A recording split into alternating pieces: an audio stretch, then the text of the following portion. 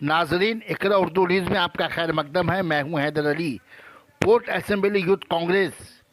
कारगुजर सदर मोहम्मद जुनैद खान की क़यादत में हाथरस मुनशर के सिलसिले में बीजेपी के खिलाफ महा एहतजाजी रैली निकाली गई, जिससे बंगाल के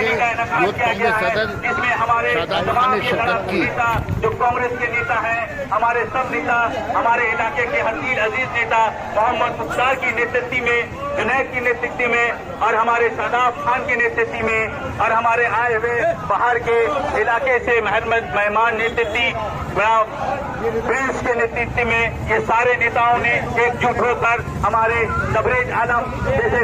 नेता जो INTC के नेता हैं, उन्होंने भी इस चीज में संतोष दिया है और इसमें आप लोगों को भरपूर हिमायत की है कि लोगों को इंसाफ मिलना चाहिए। आपको पता होगा कि बीजेपी का काला कानून, ये कानून एक लोगों को